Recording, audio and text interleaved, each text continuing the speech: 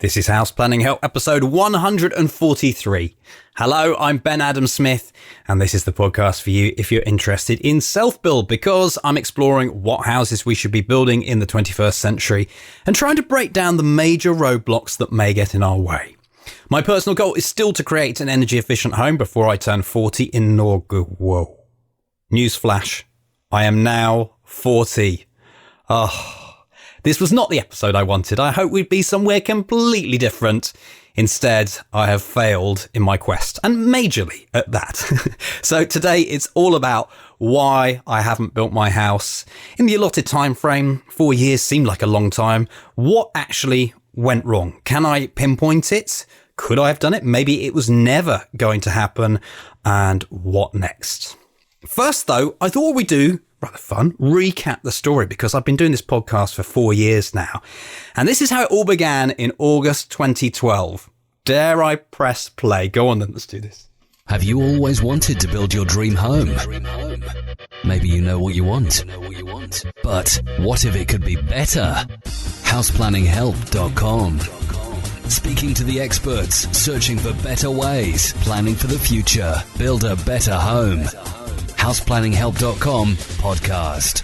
Hello, I'm Ben Adam Smith, and coming up I'm going to tell you how this podcast came about and my aims for it.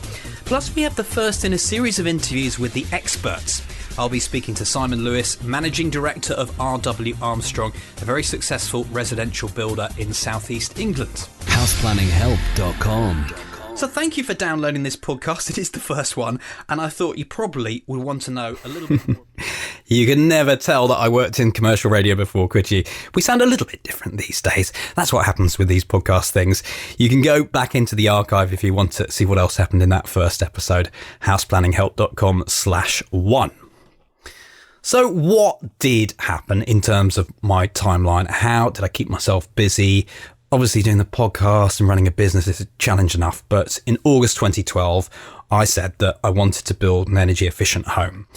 I had good equity in a house, a small house, admittedly, not many investments to speak of, and to be quite honest, I didn't really know how I was going to do this. It was a dream, and I thought if I just started down the road, maybe one day it might happen. About a couple of years in, because that's how I split it up, that I wanted to do research, not jump in the deep end of building straight away, just find out some facts and figures, speak to people who knew about it first. But about 2 years in, my son James was born, and anyone who started a family will know what consequence that has. When you thought that you didn't have much time before, then you realise that it gets slightly trickier with a family, and that's just one I'm talking about here. In August 2014, though, as I started my search for land, it actually almost coincided with a stroke of luck that I inherited some money. And this was going to make a big difference. Or so I thought. I thought, the funds, that was a major headache that was in my way. When I looked for land, it was clear that the opportunities were out there. They were just few and far between. Unless you're happy to live next to a motorway or on the edge of a developer estate or next to a river that floods and then you're in the middle of all of that. So the progress that I did make, I've talked about this before, I put in 3 bids, however, each time lost out. And we'll talk about this a little bit later on, but they vary hugely. And I think these are rough prices. I can't remember the exact prices. For example, on the first one, it was a bungalow and we put in below the asking price of about $425,000. The second one was just land and we put in a bid around about $240,000. And the third one was a bungalow, albeit in probably the most desirable part of town, or not the, but pretty close. And we put in a bid of £665,000. So you can see that varies a lot. I think this whole process I have discovered is very like dating. When you go on a date, these days you jump on the internet, you'd search through some profiles, look at people that you like, get excited, and then you go and meet them perhaps for a coffee. And then you go back on the computer, look for some more people, and then you go through this process. Perhaps you find someone you really like, and this is all going to work out. You're going to get married, you get ahead of yourself, and then they don't like you. It's that sort of process. So when you get to something that you finally like, you've invested a lot in this and you do get excited. And probably if you've listened to this podcast as we've gone along, you will have heard me get excited and then get disappointed again and so onwards. So in the show notes, I'm going to put in a video that shows this timeline if you want to go and have a look at that in a little bit more detail. Before we examine the decisions I made, why 4 years? This is 2012, August. Why did I want to get it completed for August 2016? Well, there are a few reasons, actually. First of all, I like SMART goals. It's just a way of achieving things, isn't it? Specific, measurable, attainable, realistic, time-bound. Was it realistic? I don't know. I haven't done it before. I was totally honest about that in the beginning. Time-bound, good. Specific, I think, good. Measurable, attainable, yeah. So I knew that this wouldn't be an overnight process, and I thought 4 years would be long enough. Also, someone I really respect, Ted Stevens, formerly chair of NACSPA, that's the National Custom and Self-Build Association. He shared this with me in one of the early podcasts. Have a listen. You said, what are the qualities you need? Knowledge is a pretty handy one. I think an awful lot of self-builders don't build up enough knowledge before they start. Kevin MacLeod, the guy who presents Grand Designs, puts it really brilliantly. He says, spend 3 years building up your knowledge and understanding of what you're going to do and working out the exact plan and the spaces you want on the site, which hopefully you'll have bought by then. And really put 3 years hard graft into it. And then it'll be built in 6 to 9 months and nothing will go wrong. If you spend 3 months planning it, it might take 3 years and cost twice as much, So preparation is everything. Knowledge is everything. So building up your understanding, and it means going to see lots of other self-build projects. It means going to all the exhibitions and reading the magazines and doing lots of research on the internet and picking the brains of people. The best people to get advice from is people who've done it.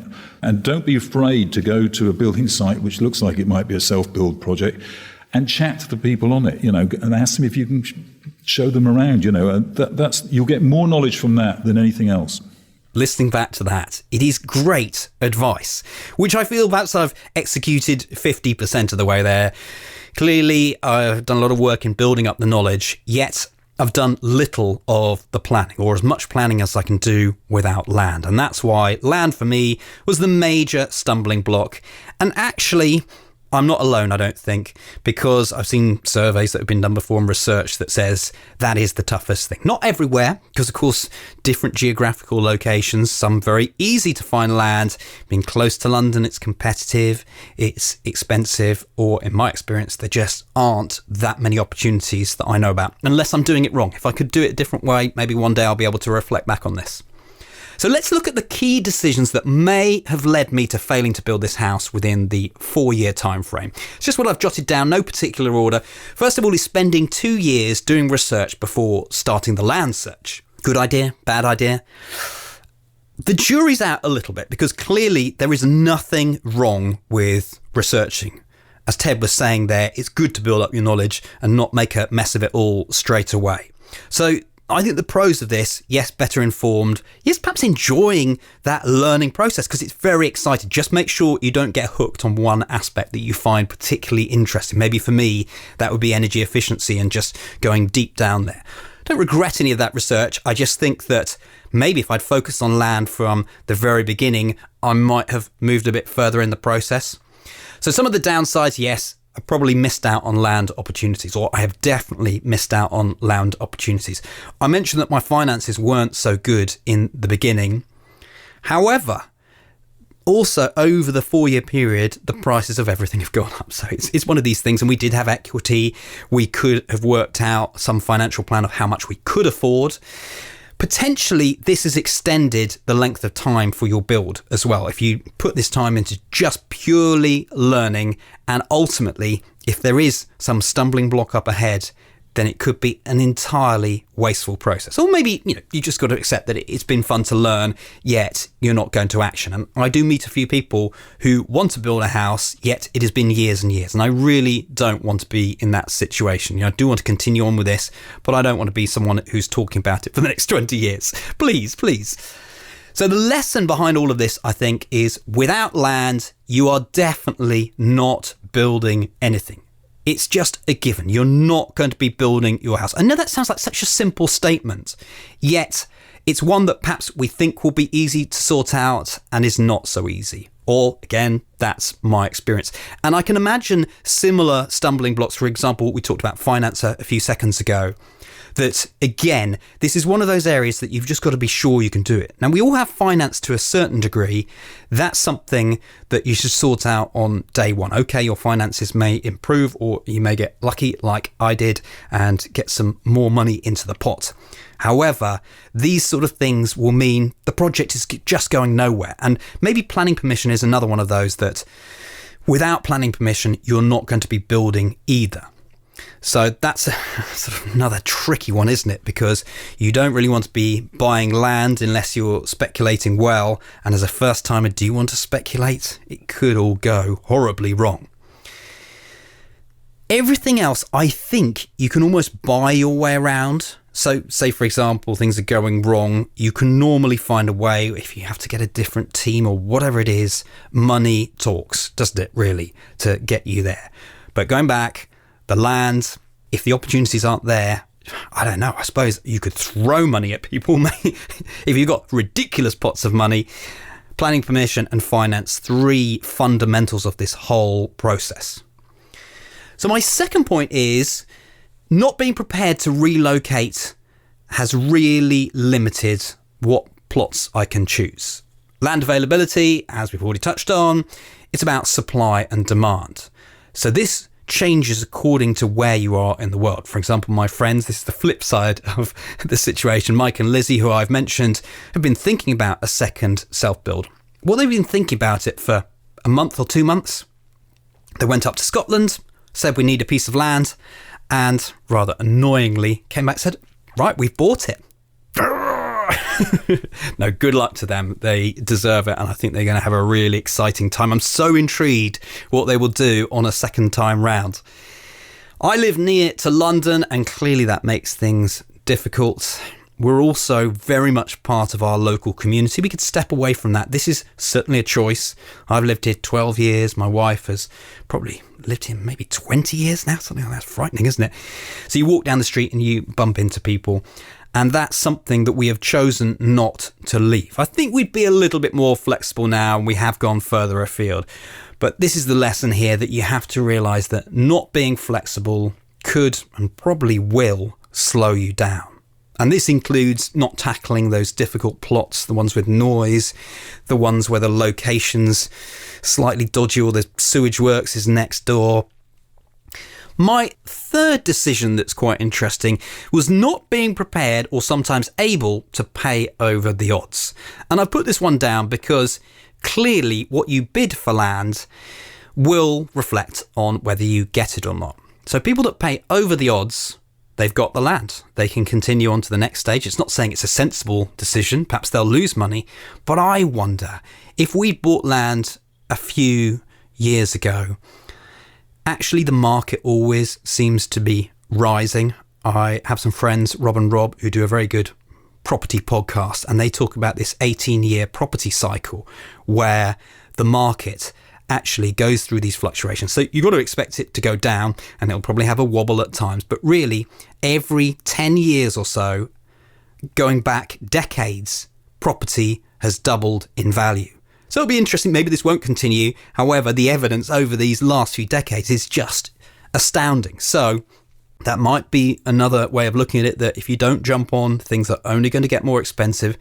And I know perhaps they say the thirds rule, don't they, of pay a third on land, a third on build, third on profit, or something along those lines, perhaps stretching up to 50% if you're in one of these difficult areas. I reckon people are going more than that. I really do. So it may not make sense, but again, they're building a home. Sometimes homes don't make sense, and it's about where you want to be. So just looking back on the properties that I put bids in on, that first one, the bungalow, it just came very early on in the process, and I didn't really know what property was worth at the time. We could have afforded it. I went below the asking price. We could have just put the asking price on the table, been done. But yet it wasn't to be. if for whatever reason it didn't happen. And then we had to wait a long time till the second bit of this was land, didn't have a property on it, no guide price whatsoever, sealed bids, which I absolutely hate. And it's really tricky. We put in this £240,000, around about that figure there.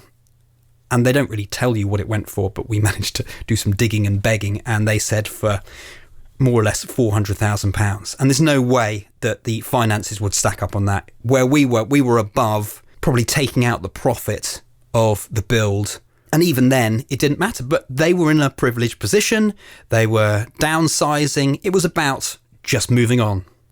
And that's quite interesting, isn't it? Because looking back at that one now, I think, if only we'd put in a ridiculous sum of money, would I have matched that? It's a tricky one, because there's the sensible side that says, well, they're just wasting money. And there's the flip side that means we would have progressed. Probably, as I mentioned before, the market would eventually catch up. It was a great location. It was right in the middle of this village. Who knows? And then the last one that we put a bid on, I'm still upset about this.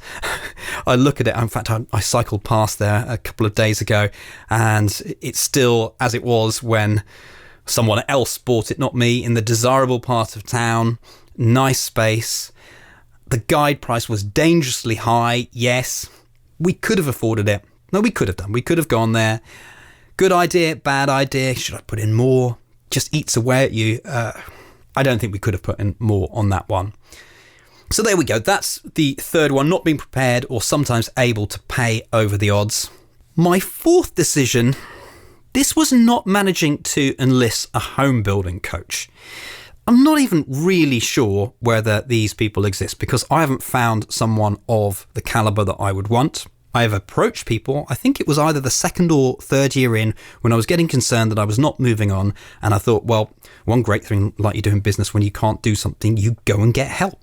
And I feel like I'm someone who's well connected. And that's exactly what I did. I approached 2 or 3 people who were within fair distance of me and asked them, would you be able to mentor me through the process? And they said no. They said, oh, self-build's really difficult. That's fair enough. I totally respect that. I'm not going to name who they were.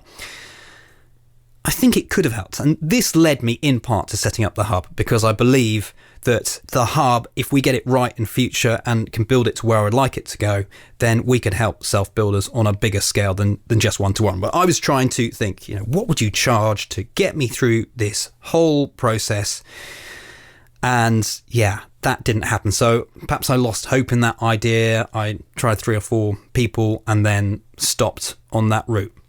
But that is, again, assuming that there is something they know that I don't know.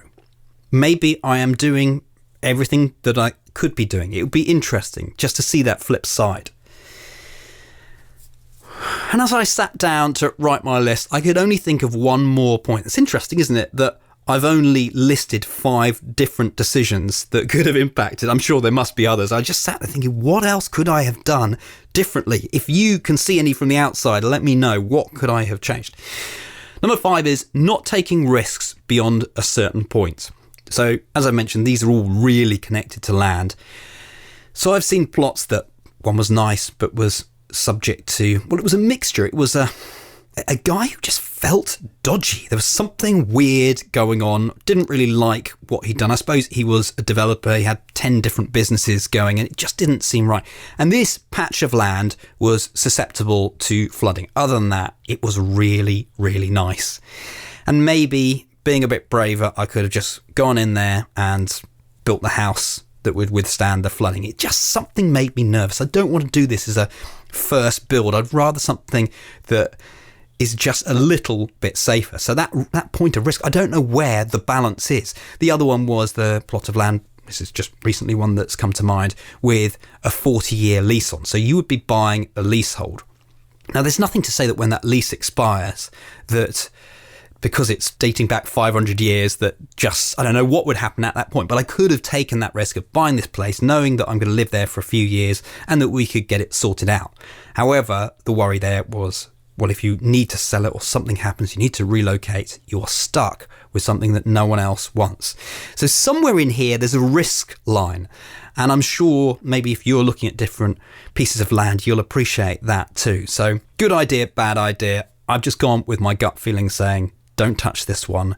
Don't be the grand designs curse where everyone says, oh, I love that one where they got into so much financial debt and they were half built and then it was all hanging on a knife edge and then eventually they managed to do something to fix it. That is not where I want to be, really, particularly because I feel I've learned a lot to hopefully avoid the major pitfalls. I'm aware that you're never going to build the perfect house, and that I think I can step back from now. However, hopefully there's nothing major that I would do, and I feel some of those, the risk was there that it could have been major.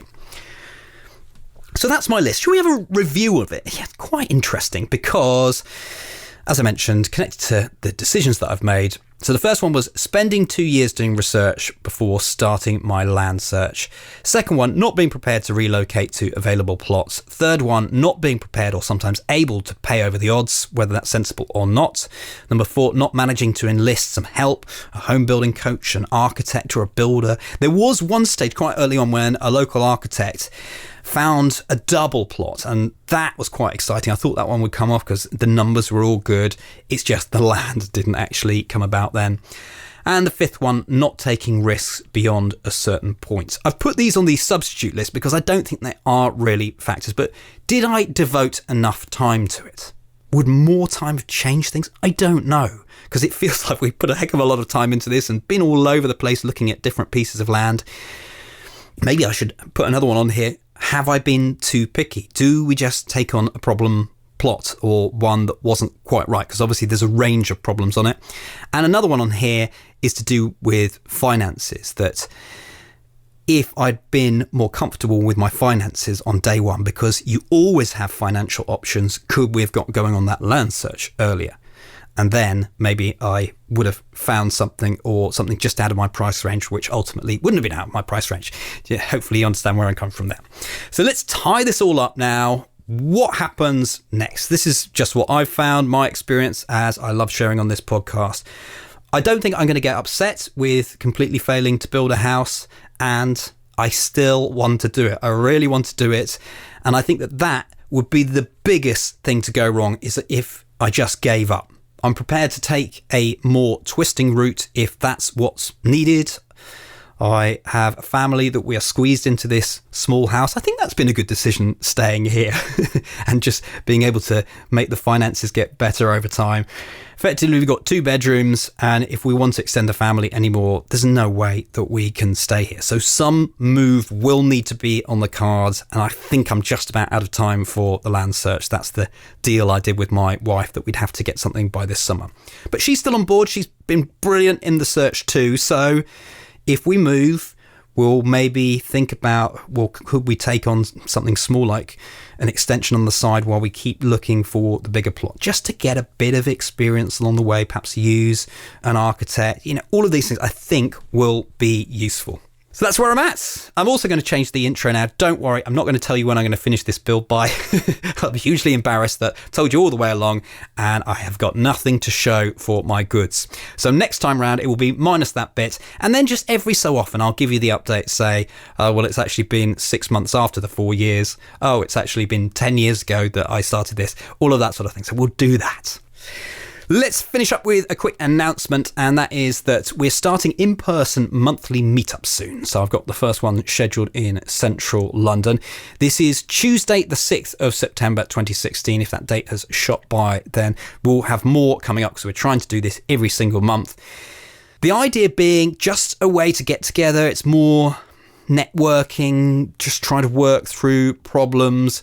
Perfect if you're looking for land on this first one, because that's what I want to do, a quick presentation on my land search, and then in the future we'll maybe bring in some special guests. houseplanninghelp.com/events is where you need to go and look. For this episode, houseplanninghelp.com/143 if you want to take a look at that video I mentioned earlier, and also some of the pieces of land and properties that I have looked at that we really wish we had somehow managed to get moving. So next time, what should you do when you can't find lands? we've never touched on this before. Maybe I am in that situation for a little while. I catch up with 3 people who have faced this dilemma and come up with a plan. So we chat to them next time. Thanks for listening. The House Planning Help podcast is produced by Regen Media, content that matters.